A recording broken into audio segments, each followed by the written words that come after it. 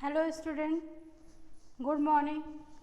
Class 12 today's new chapter organizing planning आपका पूरा ख़त्म हो गया है चैप्टर, जिसमें हम बोले थे टाइप्स ऑफ प्लानिंग, उसमें टाइप्स था उसको नहीं आपके सिलेबस में है। इसमें आपके जो है इस चैप्टर में आपका फॉर्मल और इनफॉर्मल ऑर्गेनाइजिंग का नहीं है चैप्टर। तो आप लोग अपना सिलेबस एक बार फिर से देख लीजिएगा। Organizing, identify and grouping different activities in the organization. इसमें क्या करते हैं कि हम ऑर्गेनाइजिंग क्या करते हैं, ऑर्गेनाइजिंग में आइडेंटिफाइंग करते हैं और ग्रुपिंग करते हैं। जैसे किसी वर्क को हम आइडेंटिफाई कर देते हैं कि ये वर्क इसके अकॉर्डिंग है, उसको ग्रुपिंग कर देते हैं। फिर उसके बाद and bringing together the physically, और उनको फिजिकली ब्रिंगिंग करते हैं, फाइनेंशियल करते हैं, ह्यूमन रिसोर्स करते हैं, established for productive relationship for achieving of a specific goal of organization. तो ओवरऑल इसमें कहने का ये है कि ऑर्गेनाइजिंग जो होता है वो आपको वर्क को करता है, आइडेंटिफाई करता है, ग्रुप करता है, उसके अकॉर्डिंग उसको फिजिकली रिसोर्सेज प्रोवाइड करके वो प्रोडक्टिविटीज़ को इंक्रीज़ करने के लिए कि जो ऑर्गेनाइजेशन का गोल है वो अचीव हो सके। इसी के मोटिव के थ्रू वो क्या करते हैं, ये वर्क करते हैं। जैसे आप स्कूल में देखते हैं कि हर एक डिपार्टमेंट का अलग अलग होता है, तो उसके अकॉर्डिंग हम क्या करते हैं, उनको उनके वर्क को डिफाइन कर देते हैं। जैसे टीचर हैं तो टीचर का काम क्या है, चिल्ड्रन को पढ़ाना। स्कूल में प्यून है, उनका क्या काम है, तो उनको आइडेंटिफाई करके उनको वर्क देना। ऑफिस में कौन है उसके अकॉर्डिंग। तो हर पर्सन के स्किल और उसके स्किल और क्वालिफिकेशन के अकॉर्डिंग हम उसको क्या करते हैं, वर्क प्रोवाइड करते हैं, जिससे हमारा जो भी ऑर्गेनाइजेशन में सिस्टमेटिक ढंग से वर्क हो सके। तो इसमें कुछ पॉइंट्स हैं। और हाँ स्टूडेंट्स, आप लोग को एक ऑथर का ज़रूर से ज़रूर स्टेटमेंट देना पड़ेगा, क्योंकि ये इफ़ेक्टिव होता है। हम बार बार बता रहे हैं हर एक चैप्टर में कि आपको एक ऑथर का डिफिनीशन देना पड़ेगा। In generally, word organizing refers to arranging everything in orderly form and making most efficient use of resources. अब इसमें क्या होता है कि जो हम अरेंजिंग करते हैं, एवरीथिंग को अरेंज करते हैं एक ऑर्डर वे में। जैसे कोई भी वर्क होगा, जब तक वो ऑर्डर वे में नहीं होगा तो वो वर्क नहीं हो पाएगा। अगर आप उसको मतलब बिखरा हो और किसी को कुछ दे किसी को कुछ कर दे, तो आपको नहीं समझ में आएगा कि कौन क्या कर रहा है, कौन क्या कर रहा है। अब प्यून को टीचर बना दे, टीचर को प्यून बना दे, ऑफिस का इधर, तो कोई भी वर्क नहीं हो पाएगा। तो इसलिए ऑर्गेनाइजिंग में क्या होता है कि एक ऑर्डर वे में हम वर्क को करवाते हैं। ऑफिस में हो या स्कूल में हो या किसी भी बिजनेस में देखें या किसी भी प्रोफेशन में आप जाते हैं, हॉस्पिटल में भी देखते हैं रिसेप्शनिस्ट कुछ और रहते हैं, नर्स कोई और होता है, कंपाउंडर को, तो उनके स्किल और क्वालिफिकेशन के अकॉर्डिंग हम एलोकेट करते हैं उनके वर्क को। When managers are performing organizing function, its result in creation of an organization structure which shape the system of a work. अब ये क्या करते हैं कि जो ऑर्गेनाइजेशन है वो क्रिएट करके वो सिस्टमेटिक वे से वर्क आपका करवाता है। जैसे फॉर एग्जांपल के थ्रू हम बता दे रहे, इसमें लिखा है कि you school plan to conduct sports से, स्कूल है जो वो स्पोर्ट्स डे को कंडक्ट करा रहा है, तो और annual function all the teacher and student are assigning different duties. अब सभी टीचर और स्टूडेंट हैं उनकी डिफरेंट ड्यूटीज़ रहेंगी। वेरियस रिसोर्सेज आर अरेंज, और जो भी रिसोर्स है उसके अकॉर्डिंग हम क्या करेंगे, अरेंज करेंगे। And a coordinator is a appoint whom everyone report to the work done and pending। अब वो जो कोऑर्डिनेटर है आपका, जो उसको अपॉइंट किया गया है कि कोई भी वर्क जो है रिपोर्टिंग से लेकर के और आपका पेंडिंग में जो वर्क है वो क्या करेगा, रिपोर्ट करेंगे उसको। दिस होल अरेंजमेंट काले ऑर्गेनाइजिंग। जैसे देखिए अब क्या होता है कि हम एक वर्क के अकॉर्डिंग हम क्या करते हैं, एलोकेट करते हैं, हर एक डिपार्टमेंट में अपना वर्क को एलोकेट कर देते हैं। जैसे मान लीजिए ये प्रोडक्शन है, ये सेल्स है, ये क्या है, फाइनेंस है, ये मार्केटिंग से है। तो सब में एक हेड होता है, 1 पर्सन हेड होता है, जिसको हम क्या करते हैं, प्रोडक्शन से रिलेटेड सभी वर्क को हम एक जगह एलोकेट कर देते हैं। सेल्स से रिलेटेड एक जगह करते हैं, फाइनेंस से रिलेटेड यहाँ पे कर, मार्केटिंग से रिलेटेड यहाँ पे कर। तो जो भी प्रॉब्लम होगी प्रोडक्शन में वो अपने हेड से क्या करेगा, रिपोर्ट करेगा। उसको कंफर्म है, उसको बताया गया है कि आपका हेड यही है, तभी आपको मतलब आपका जो रिपोर्टिंग है वो जो होता है वो बहुत अच्छे तरीके से। अब आपको पता ही नहीं कि हमको किस बॉस को रिपोर्टिंग करना है, तो उससे आपको क्या हो जाएगा, आपके सारे सिस्टमेटिक वे बिगड़ सकते हैं। तो इसीलिए हर एक डिपार्टमेंट में अपने हेड होते हैं, उनको हम क्या करते हैं, रिपोर्ट करते हैं। और हर एक वर्क क्या होता है, उस वर्क से रिलेटेड डिवीज़न किया जाता है। समझ में आया सभी को कि ऑर्गेनाइजिंग क्या है, सभी मटेरियल को, और मटेरियल होता है, फाइनेंस होता है, रिसोर्सेज होते हैं, उन सभी को वो एलोकेट मतलब उन सभी को इकट्ठा करना और एक स्पेसिफिक ग्रुप बनाना जो जिस डिपार्टमेंट से है उसके अकॉर्डिंग वर्क को एलोकेट करते हैं। हर वर्क को एलोकेट करते हैं, फिर उसके बाद क्या करते हैं, उनकी स्किल क्वालिफिकेशन के अकॉर्डिंग ही करते हैं। तो ये आपको ऑर्गेनाइजिंग समझ में आ गया होगा। अब देखिए ऑर्गेनाइजिंग में प्रोसेस भी होते हैं, प्रोसेस, क्योंकि प्रोसेस जो होता है वो आपका क्या होता है कि स्टेप बाय स्टेप होता है। प्रोसेस जो आपका होता है स्टेप बाय स्टेप होता है। तो इसीलिए एग्ज़ाम में आप लोग क्या करिएगा, जो प्रोसेस होगा उसको 1 बाय 1 याद करिएगा, क्योंकि एक प्रोसेस के बाद एक प्रोसेस आएगा, एक प्रोसेस उसके बाद दूसरा प्रोसेस आएगा, क्योंकि प्रोसेस में आप ऊपर नीचे नहीं कर सकते हैं। तो फर्स्ट प्रोसेस है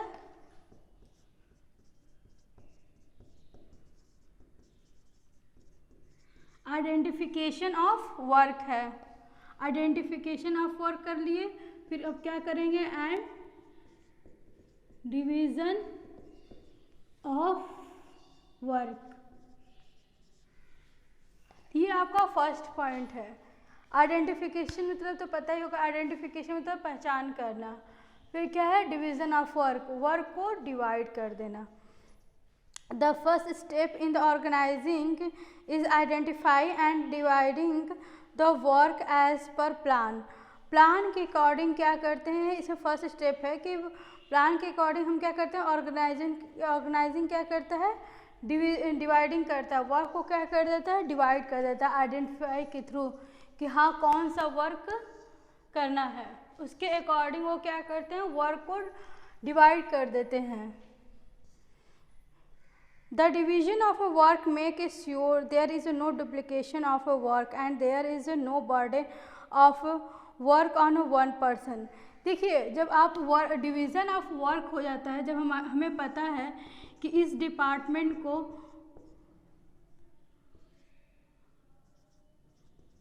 डिवीज़न ऑफ वर्क हो जाता है आपका, तो हमें पता है कि प्रोडक्शन से रिलेटेड, प्रोडक्शन से आपका जो भी है, सेल्स से हो गया मान लो, और ये आपका मार्केटिंग से हो गया। तो इसमें क्या होता है कि हम जब भी वर्क को डिवीज़न कर देते हैं तो इसमें डुप्लीकेशन ऑफ वर्क नहीं होता है। मतलब ये नहीं हो जाएगा कि प्रोडक्शन का काम दोबारा कोई और प्रोडक्शन, मतलब एक ही वर्क को दो तीन बार हो जाना, उसी को डुप्लीकेशन ऑफ वर्क बोलते हैं। हमें पता है कि प्रोडक्शन है तो प्रोडक्शन ही इस वर्क को करेगा, सेल्स ये वर्क नहीं कर सकता है। जब हम डिवीज़न ऑफ वर्क कर देते हैं तो दोनों का अलग अलग डिवीज़न हो जाता है, जिसकी वजह से डुप्लीकेशन ऑफ वर्क का प्रॉब्लम नहीं आता है। और आपका सेकेंड थिंग इसमें बोल रहा है कि बर्डन ऑफ वर्क, अब आपके ऊपर बर्डन नहीं होगा। पता चला कि आपने सारे वर्क को एक साथ लेकर के चल रहे हैं, प्रोडक्शन भी, सेल्स भी, मार्केटिंग भी, तो आपको बर्डन हो जाएगा वर्क का। तो इसीलिए जब हम डिवीज़न ऑफ वर्क कर देते हैं तो क्या होता है कि हमारा बर्डन कम हो जाता है। सबको अपनी अपनी ड्यूटीज़ पता होती है कि हमको क्या करना है क्या नहीं करना है, उनको ब्रेक भी मिल जाता है। क्योंकि आप लोग पहले भी फ्यूल का थ्योरी पढ़ाए थे, हम उसमें टेलर का भी थ्योरी पढ़ा था, उसमें वो लोग बर्डन ऑफ वर्क को ज़्यादा इम्पोर्टेंस देते। उसी के अकॉर्डिंग क्या होता है, जब हम डिवीज़न ऑफ वर्क कर देते हैं तो हमारे ऊपर बर्डन कम होते हैं। कुछ पॉइंट्स है इसमें हम बता देते हैं। We can be share among the employ, the managing divided the work into smaller units and each units of a work is called job. अब इसमें बता रहे हैं कि जो भी जॉब है आपका, जो भी मतलब जो भी वर्क है आपका, वर्क इसको स्मॉल यूनिट में डिवाइड कर दे रहे हैं, स्मॉल यूनिट में डिवाइड कर दे रहे हैं, तो वही आपका जॉब हो गया। समझ में आ गया कि छोटे छोटे यूनिट में हम डिवाइड करके उस वर्क को करते हैं तो वो हमारा क्या हो जाता है, जॉब होता है, वही हमारा जॉब हो जाता है। तो ये आपका फर्स्ट पॉइंट था जिसमें आपको समझ में आ गया होगा कि identification and division of A work क्या किसे कहते हैं, जिसमें होता है कि हम वर्क को क्या करते हैं, हम उसको पहले देखते हैं कि कौन सा वर्क कैसा है, उसके अकॉर्डिंग हम उसको डिवीज़न कर देते हैं। डिवाइड करने के बाद हम उसमें स्मॉल यूनिट में हम गुड्स हम डिपार्टमेंट को बांट देते हैं, वही हमारा क्या हो जाता है, जॉब होता है, उसके अकॉर्डिंग एम्प्लॉय वर्क करते हैं। तो ये आपका फर्स्ट स्टेप है। सेकेंड स्टेप है आपका डिपार्टमेंटलाइजेशन।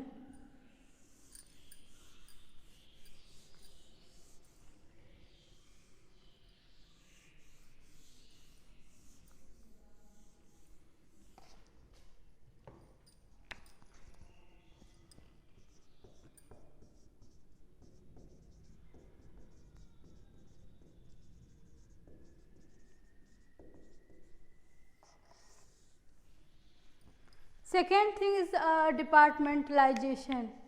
डिपार्टमेंटलाइजेशन क्या होता है, कुछ पॉइंट्स हैं। आफ्टर डिवाइडिंग द वर्क, जब आपका स्मॉल ब्रेक में वर्क हो गया तो work in a smaller related and a similar job are a group together and put under one department. अब देखिए हम पहले से भी आपको कहते आ रहे हैं कि इसमें क्या होता है कि हम वर्क को आइडेंटिफाई कर लेते हैं कि वो किस ग्रुप का है। अगर प्रोडक्शन ग्रुप का है तो हम क्या करेंगे, प्रोडक्शन ग्रुप में उसको डालेंगे। सेल्स से रिलेटेड है तो सेल्स के डिपार्टमेंट में डाल देंगे। मार्केटिंग है तो मार्केटिंग के डिपार्टमेंट में डाल देंगे। तो मतलब हम क्या करते हैं, ग्रुप को क्या करते हैं, स्मॉलर जॉब तो रिलेटेड होता है लेकिन सिमिलर जॉब, सिमिलर मतलब सेम, मतलब इसका स्मॉल पार्ट में तो हम डिवाइड कर दिए, सभी वर्क को हम डिवीज़न कर दिए हैं, लेकिन उस वर्क को देखना पड़ेगा कि वो सेम डिपार्टमेंट में कैसे, प्रोडक्शन का है तो प्रोडक्शन के ही डिपार्टमेंट में डालेंगे, अगर सेल्स का है तो सेल्स के ही डिपार्टमेंट में डालेंगे, मार्केटिंग है तो मार्केटिंग के डिपार्टमेंट में डालेंगे। तो ये सब क्या होता है कि हम वर्क को आइडेंटिफाई करके उस ग्रुप में उस वर्क को हम उसको रिलेट करते हैं। अब इसमें है फंक्शनल डिपार्टमेंट, दो पॉइंट है इसमें, एक फंक्शनल डिपार्टमेंट है,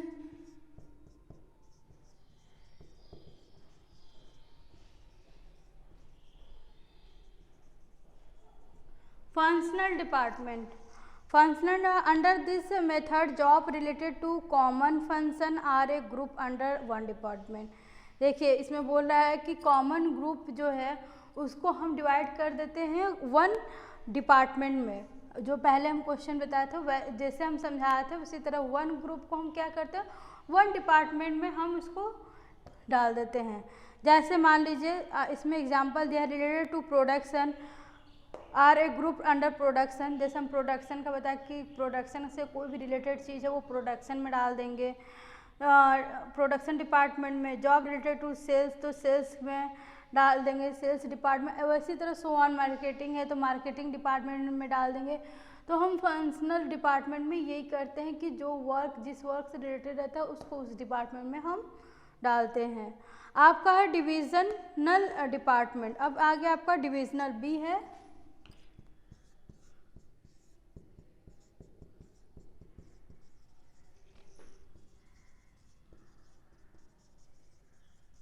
Divisional department. When an organization is producing more than one type of a product, then they prefer divisional department. Under this, job related to one product are a group under one department. If an organization is example में of for example, in an organization is a producing cosmetic, textile and medicine the job. अब इसमें क्या कह रहा है कि जो आपका ऑर्गेनाइजेशन है प्रोड्यूसिंग द, जैसे यूनिलीवर को देखें आप लोग, यूनिलीवर है जो आपका वो एक से अधिक प्रोडक्ट करता है, वो साबुन सॉप भी करता है, मतलब बहुत सारी चीज़ें हैं। मान लीजिए एक एग्जांपल के थ्रू बता रहे, एक टेक्सटाइल है, और आपका हो गया शॉप हो गया, मान लीजिए टेक्सटाइल कॉस्मेटिक का सामान हो गया, टेक्सटाइल हो गया, अदर थिंग्स भी हो गए, बहुत सारे प्रोडक्ट, मान लीजिए मेडिसिन भी है। मतलब एक आपकी ऑर्गेनाइजेशन है, एक ऑर्गेनाइजेशन हो, वो क्या कर रही है, बहुत सारे प्रोडक्ट को यूज़ कर मतलब प्रोड्यूस कर रही है। आपको बता रहे हैं कि शॉप है, मान ली शॉप से कॉस्मेटिक रिलेटेड, टेक्सटाइल से टेक्सटाइल, मेडिसिन, कोई ज़रूरी नहीं, बहुत बड़े बड़े बिजनेस हैं जो वो एक से अधिक क्या करते हैं, एक से अधिक चीज़ों को प्रोड्यूस करते हैं। तो अब हम हर डिपार्टमेंट का वर्क क्या कर देंगे, उस डिपार्टमेंट में कैसे, अगर सोप कॉस्मेटिक मान लीजिए, यहाँ पर कॉस्मेटिक ही लिख दे रहे हैं,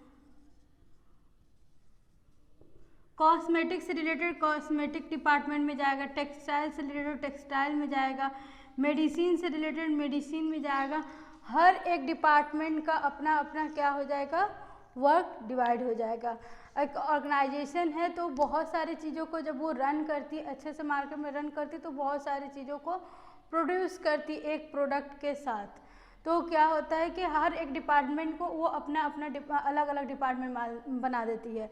जैसे कॉस्मेटिक का चीज़ है तो हम कॉस्मेटिक से जितने भी मार्केटिंग है, एडवर्टीज़मेंट है, प्रोडक्शन है, रॉ मटेरियल है, एवरीथिंग, उसको हम कॉस्मेटिक वाले डिपार्टमेंट में यूज़ करेंगे।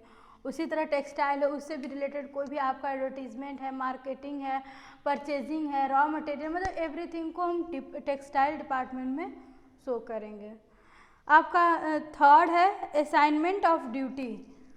अब हमने क्या किया, पहले हम आइडेंटिफाई कर लिए, फिर उसके बाद हम डिवीज़न कर दिए वर्क को, फिर असाइन ऑफ ड्यूटी। अब वो ड्यूटी करने की टाइम आए, अब आपको क्या करना है, हर एक एक पर्सन को ड्यूटी बताई जाएगी कि आपकी क्या ड्यूटी है।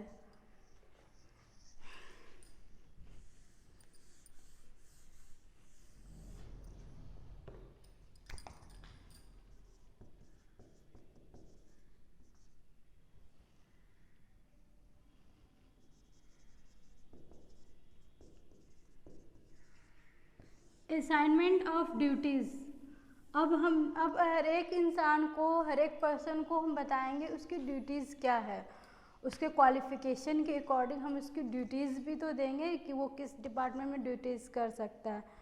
After dividing the organization into specialized department, each individually work in a different department is assigned a duty matching to his skill and qualification।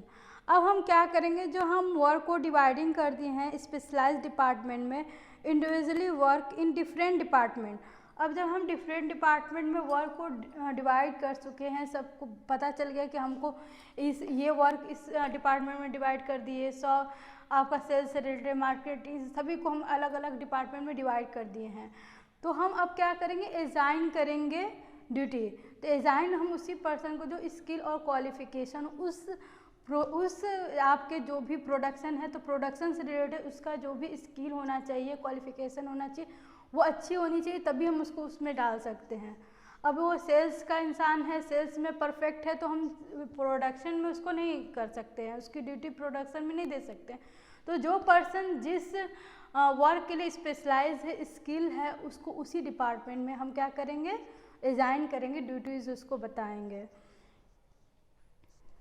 For example, if organization, ability, according to ability of individually, employee are assigned duty by giving them a document called a job description. This document clearly define the contents and responsibility related to job. अब इससे related क्या होगा, आपकी clarity रहेगी, clarity आपको define की रहेगी कि हम इस डिपार्टमेंट में वर्क करते हैं, ये पर्सन इस डिपार्टमेंट में वर्क करता है, ये पर्सन इस डिपार्टमेंट में वर्क कर, तो सारी हमको क्लियरिटी रहेगी कि हमारा कौन सा डिपार्टमेंट कहाँ है, उससे रिलेटेड कौन वर्क कर रहा है, तो सारी चीज़ें आपको क्लियर दिखाई देगी। लास्ट है इस्टेब्लिशिंग रिपोर्टिंग रिलेशनशिप्स। अब कौन किसको रिपोर्ट करेगा, ये चीज़ें आपको अब देखनी है, क्योंकि अब हमको वर्क तो आइडेंटिफाई हो गया, डिवाइड भी हो गया, यूनिट में डिवाइड हो गया, फिर डिपार्टमेंटल बन गया, फिर उसके बाद स्किल भी थ्रू क्वालिफिकेशन के थ्रू हम पर्सन को भी असाइन कर दिए, ड्यूटीज़ दे दिए। अब लास्ट थिंग हमको बनता है कि हम किसको रिपोर्ट करेंगे। फीडबैक भी देना तो इम्पॉर्टेंट थिंग है, फीडबैक तो देना पड़ेगा आपको ना, विदाउट फीडबैक आपका वर्क नहीं होता। तो इसलिए feedback is important for every organization. तो फीडबैक देने की अब टाइम आ गई आपकी इस्टेब्लिशिंग।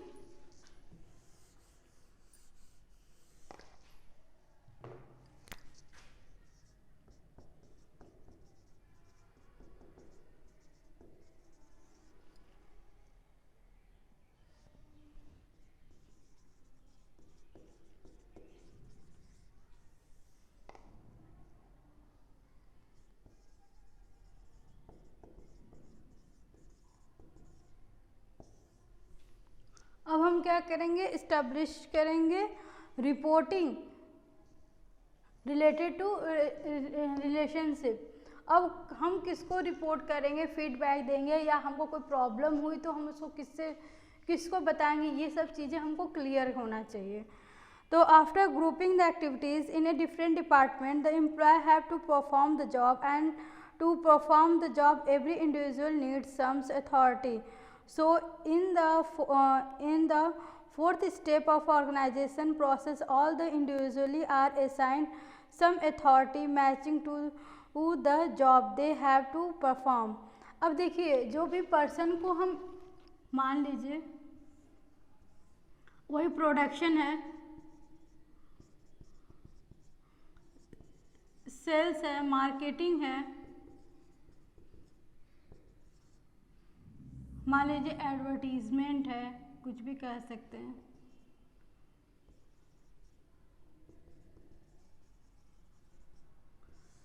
इन सब में आपका एक हेड रहेगा और उस हेड को हम क्या करेंगे, कुछ अथॉरिटी देंगे। उस हेड को क्या करेंगे, अथॉरिटी देंगे।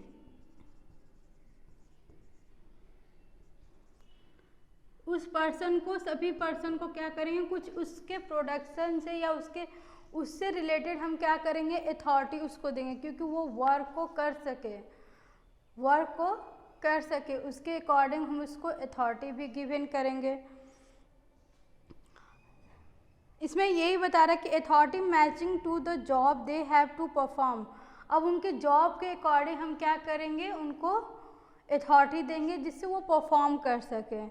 The assignment of the authority result in creation of a superior subordinate relationship and the question of whom report to whom is a clarity। अब इसमें वही बता रहा है कि हम क्वेश्चन जो होता है रिलेटेड होता है कि हम किसको रिपोर्ट करेंगे, वो और कौन मतलब इसको क्लियर करेगा। तो ये सभी चीज़ें आपकी क्लियर होनी चाहिए। Individually of a higher authority become the superior with the less authority become the subordinate। आपको पहले भी हम मैनेजमेंट में बता चुके थे कि इसमें top level management, middle level management और आपके क्या होते हैं, लोअर लेवल मैनेजमेंट। तो उन टॉप के पास पूरी अथॉरिटी होती है, कुछ मिडिल के पास होती है, कुछ आपके लोअर के पास होती है। मतलब सबको थोड़ी थोड़ी अथॉरिटी गिवन होती है, क्योंकि वो अगर हर टाइम जाके टॉप लेवल मैनेजमेंट से वो कंसर्न नहीं ना करेगा हर एक चीज़, वो क्या करेगा कि कुछ अथॉरिटी उनको गिवन रहेगी कि हाँ आपको ये इस वर्क में आपको इतनी अथॉरिटी है, आप इतना डिसीजन दे सकते हैं, इतना मतलब आप वर्क करा सकते हैं। तो उनको अथॉरिटी गिवन रहती है, तो उसके अकॉर्डिंग वो क्या करते हैं, उनको कुछ अथॉरिटी के थ्रू उनको डिसीजन लेने के लिए फ्री रहते हैं। तो उसी के अकॉर्डिंग ये आपका क्या होता है कि रिलेशनशिप इस्टेब्लिशी में ये चीज़ प्रोवाइड करे। जैसे आप लोग को पहले बताया था कि जो आपका स्केलर चेन था, आपने देखा होगा स्केलर चेन में बताया था ना कि वो स्टेप बाय स्टेप हम इंफॉर्मेशन क्या होता है पहुंचाते जाते हैं। तो कभी कभी हमको लगता है कि टाइम ज़्यादा ओवर हो रहा है, तो हम डायरेक्ट जो होता है वो एक दूसरे को, नीचे हम आपको ग्राफ बताए थे, यहाँ पे ए था, ए बी सी डी और ई, और यहाँ पे आपका था एफ जी एच आई। तो ये क्या पर्सन, अब ये आपका इंफॉर्मेशन जाते जाते टाइम होगा, अगर ई को आई को दे तो डायरेक्ट यहाँ से भी ये इन्फॉर्मेशन क्या करते हैं, पास थ्रू कर सकते हैं।